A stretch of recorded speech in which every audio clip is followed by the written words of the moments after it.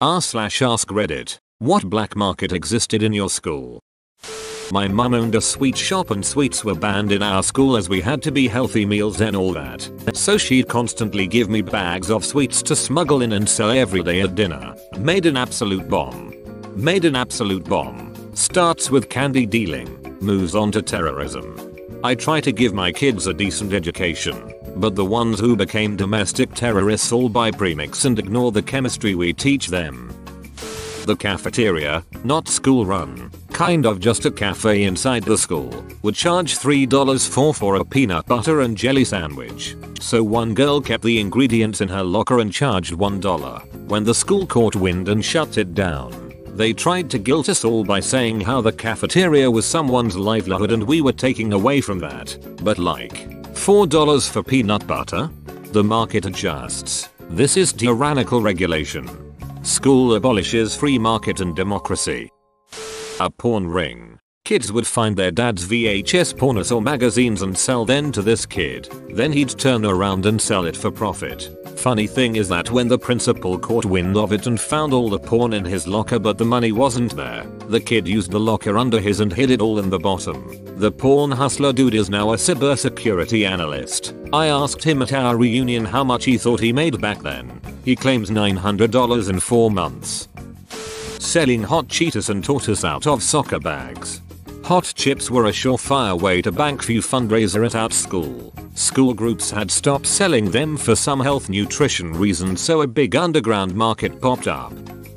I used to sell bootleg movies in high school. Not the kind of bootleg where you take a video camera into a theater, but I knew someone who kept getting early versions of movies that I guess are sent to theaters. They had some message about it being for screening purposes only, internal use. I don't remember exactly, and giving them to me. I'd burn a bunch of copies and sell them to people for $5. They were high quality and still early in theaters. They're called screeners. My school banned soda. I used to keep a cooler full in my car and sell them for $2 a pop. $2 a pop. You must be from the Midwest. Canada. We must have gone to the same school. Posted about this before. I sold porn mags I'd acquire after Japanese businessmen would leave them in their motel rooms. Which only begs the question, why were you in motels with horny Japanese businessmen? I was 15 and a housekeeper. First job I had with a work permit. Paid for my first car. D.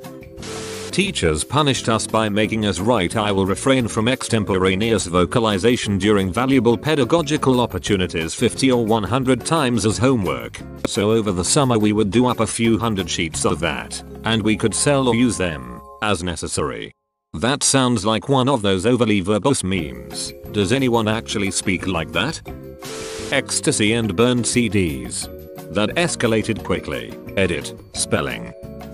Jansport book bag strings. I was in school when Jansport backpacks became popular, at least in NYC they were, and one of the things everyone loved were the strings on the zippers. It became a huge problem where students were stealing strings off of others and either hoarding them or selling them. The solution became using a lighter to partially melt your strings together so they couldn't be untied without breaking them. Leaving your book bag unattended anywhere was the equivalent of leaving your car parked in the wrong neighborhood in 70s NYC. Edit. Just remembered I ran a short-lived market selling scientific calculators back in high school as well. I actually found where the school stored theirs and was stealing them little by little. I'm not proud of it, but my morals were very loosey-goosey back then.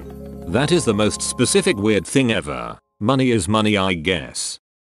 In 5th grade I sold fairies to every single one of my classmates for $1 each. I gave them names and backstories and drew little portraits of each, then would toss them an invisible fairy and then collect from the next sucker.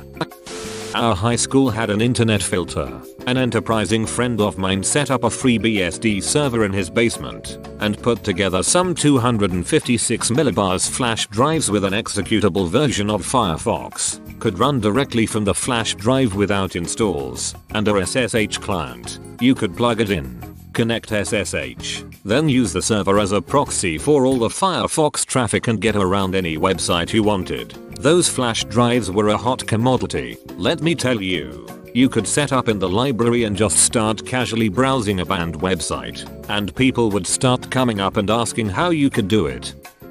In 8th grade, 2001, I got a Playboy from my older sister's BF. I cut out the nudes and sold them one at a time to the rest of the guys I knew. A $5 magazine turned into close on $50. I didn't get caught, but a few days later another kid tried the same thing with one he stole from his dad's stash. He was caught. School tells his dad. Dad is unusually pissed off about it. Turns out it's dad's favorite issue. BC, it was Cindy Crawford in the centerfold. This is an actual problem with antiquarian books, especially ones with maps. PPPs, positive participation points. These were little yellow tickets that teachers handed out to students who were participating positively. Every month there would be class-wide and school-wide draws for prizes. The more PPPs you had, the greater your chance of winning was. Didn't take long for kids to copy the template in Word and start selling stacks of PPPs. Used to do commissions and drawing naked people. Deepfakes in the past. PlayStation 1 and 2. Memory cards. Stuck on a boss. Want the treasures without having to beat the game on ultra hard? There was a guy who in my grade who, for a fee, would play any game and get where you wanted to be, then give you a memory card to copy over the save file. Naturally you had to return the memory card to keep the ball rolling for everyone. The OG pro gamer. Originally we only had vending machines in the field house, so people would give jocks money to go get them snacks and sodas. Eventually it became sort of like a service, with a fee of course. Some kids mimicked it with junk food from the convenience stores and it became a black market of the rarest candies. Some kids were peddling stuff from Japan, others from the UK. It was a high stakes candy market of the best stuff. Ginger flavored Kit Kats, head drops, Maltesers, black currant chews, and more. Eventually the faculty began to notice strange goings on and alerted the principal, which found the whole thing rather amusing. A few weeks later, we had vending machines throughout the school, but for that one semester, it was a lawless land.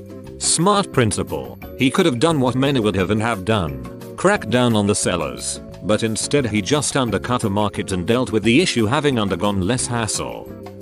Iodized salt and simple black pepper in the lunchroom. I'm not kidding. This was around 2004, USA. Our cafeteria coordinator was trying to do everything healthy and by government rules. So no added salt. Bogus. But whatever. But she also took the pepper too. Kids in my school didn't really pack lunches, as most of us got reduced lunch. I was pissed, as they just boiled canned veggies and gave them to you in a bowl with the juice, and wasn't going to stand for it. I was also a huge a-hole in high school, so I made a plan. I bought salt and pepper shakers and put them in a zippy bag to carry in my backpack. I broke them out at lunch every day, and shared with about 70 kids. We made it through for about 3 months, and then they finally caught on who had them. I got silent lunch detention in a separate room for a week, and I made sure I put my salt and pepper out on my table every day. But then, when I came back to the normal lunch room, like 30 people had salt and pepper shakers. Shakers everywhere, and the coordinator was pissed. Oh, it makes me laugh even today. She still refused to put out salt and pepper, but we all had it anyway. It continued until I graduated from there. Salt sort of makes sense, but pepper. I once started a cult with salt. I studied in a boarding school, and we had a black market for acorns. Yes, acorns. Kids would collect the acorns from the ground, paint and shape them so that they spin like Beyblades. The other kids would buy them to compete in the acorn battle, which is similar to Beyblade. That was unexpectedly wholesome. Mine had a couple I knew of, all by a good friend of mine. He made copies of school dance tickets and sold them at half the price. School found out when the entire gym was packed for the semi-formal, even though they only sold like 100 tickets, and he got suspended. Next month he rented a community center for a night and ran his own unofficial school dance. School admin tried to bust him for this as well, but all they could say was not to sell tickets on school property. He went down to the States shopping with his parents often. Canadian. We live close to the border, and bought cases of the pop that you don't see around our parts, like all the obscure Mountain Dew or Coke flavors, and he also had boxes of full-size chocolate bars. sold them out of his locker, which was just outside the cafeteria, for $1, while the vending machines and caf charged $1.50 or $2 for each. Made it about a month before they had the security stand within view of his locker to give him shit whenever they saw him selling something. On top of that, he also sold pot for his junior and senior year. Guy made bank in school. Another one is the fight club that went on for a couple months, where there was a large amount of gambling going on. I think that one just kinda tapered off after people got bored. They were smart enough to have that one off school grounds. Country school with a public park right nearby. Drugs and soda. Same dude too. If you bought a soda from him during school, he'd know you weren't a narc and would then sell you weed after. Do you want a soda? You legally have to tell me if you want a soda if I ask.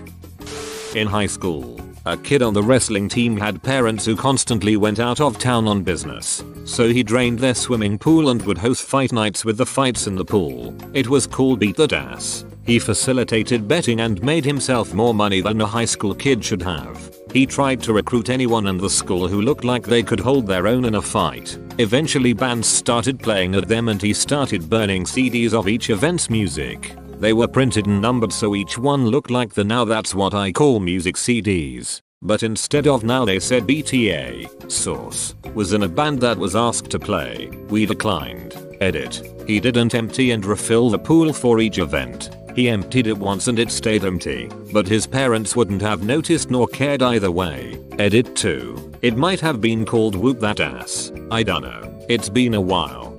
Shit, this looks intense. How bad did the beatings get? Not so bad. It was all one-on-one fights and each fighter had to be willing to fight. So it wasn't like a giant brawl or anything. Think cage fights, but in an empty pool. Did the fighters get paid at all? Because something like this happens at my school and the fighter who wins gets a cut of the profits usually. I can only assume so. Bubble gum and chewing gum. It was in middle school. Huge supply for chewing gum. Down the road there was a little cafe that sold those 5 packs of gum for 10 cents. I walked in with a $5 bill and bought as many as I wanted. I sold each stick at 25 cents each and 50 cents for Big Red. I made a huge profit. People started getting jealous and I got into a few fights over the amount of gum I was selling. Finally, the school caught on and told the store not to sell gum to students anymore. And thus my days as a gum dealer ended. Only on Reddit can you find someone as a gum dealer. Slime in middle school. The school banned selling slime so people would sell in the hallways or under the table during class.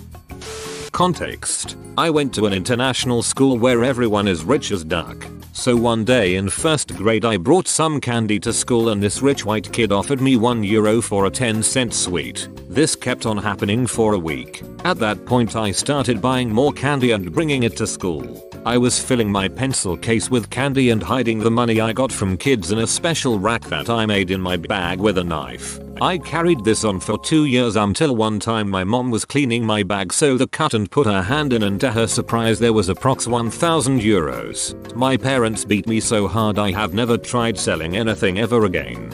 Geez, they beat you for that? I would have been proud of my kid for having such entrepreneurial talents.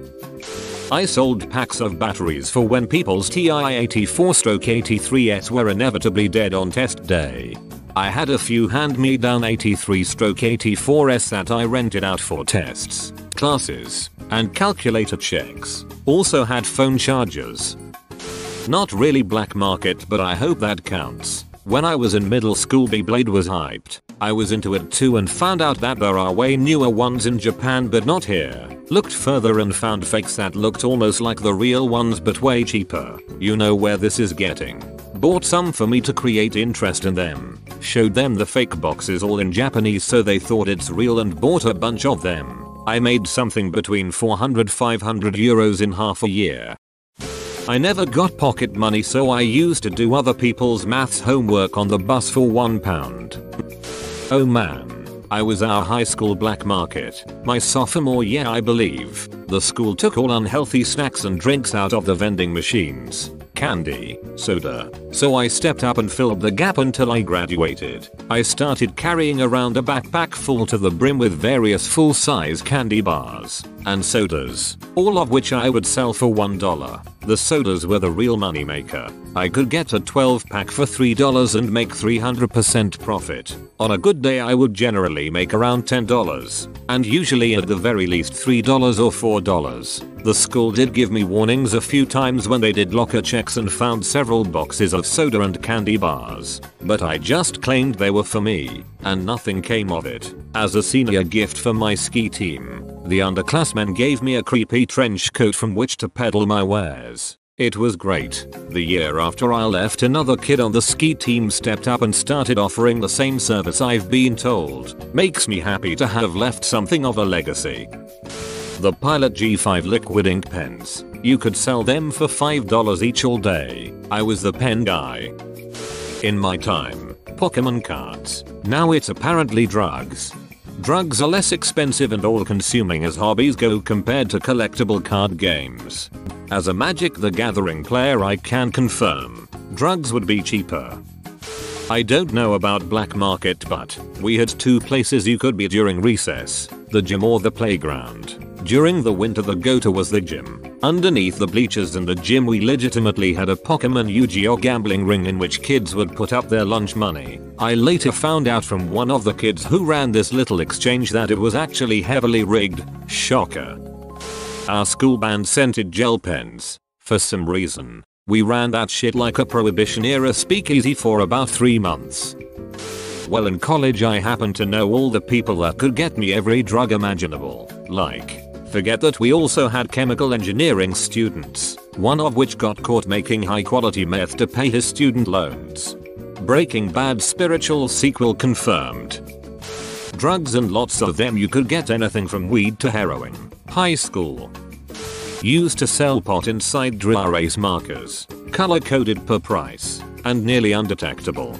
Dude, I used to do the same thing. You just take the ink tube out and you can fit a few grams in that beach. My parents and teachers always wondered why I was 17 and always had markers on me. Dad found out one day when he realized there were chew marks on the cap, so he chewed it off and found the weed. Bad day.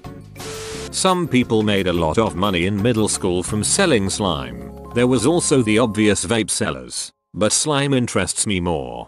The fact that there are obviously vape sellers is crazy. I'm not even that far out of high school, but vapes were never a thing for us. I was one of the first kids in my high school to have a scanner. This was back in the middle 90s and people just didn't really have them. My family did. Student parking passes were $150 each. I bought one and then scanned it and made duplicates that I would sell for $75 each. They looked okay, but the school never really checked them that good. They just wanted to see the little thing hanging from your rearview mirror and that it was the right color. The teachers had a different colored one. I stopped doing it after more people had parking passes than there were spaces in the lot. We had an acorn ring in elementary school. It was a rough time. Acorn ring? Energy drinks. Original Monster? That was the hit when I was in high school. We had these sherbet straws called pixie sticks, chewing gum, and any trading card. We also had this gambling game that involved getting your coin as close to the wall as possible. Liar's poker with the serial number on dollar bills. I would literally trade bills with my dad till I found one with a grip of aces. Took him 3 months to get curious. Took him 20 minutes to calm down after learning of my gambling with him like that. Took 2 minutes to let him know I had a net positive of around $80. He then proceeded to slip me bills with good number sets. Kids paid $0.45 for lunch, but teachers paid $1.25. Seniors got paper trays and were allowed to eat anywhere on campus. Teachers would pay kids $1 and get lunch delivered. My bus driver in elementary school used to sell Jolly Rancher lollipops on the bus. He wouldn't sell them until we were off school property. The story was he spent time in prison. We called him Slaughter. He had a deep scar that went down the right side of his face. Blow pops. No, that's not an autocorrect thing. Blow pops. The candy suckers with gum inside. This was high school. We were kinda sheltered. Silly bands. Kool-Aid gummy bears. It started out in middle school with a single friend of mine selling them in little Ziploc bags for about $4 or so. In high school, his older brother, the cook, would cook entire potfuls and give my friend and his friends, the distributors, hundreds to sell at different high schools in the area. Some sold 200 bags in a day. I've tried them twice or so and I must say, they're pretty delicious. The quality improved tons over the 5 years this went on as well. Whoa, you made it to the end? You're a ducking beast. Thanks for watching, mate. Make sure to smash that like button and subscribe for more high quality content.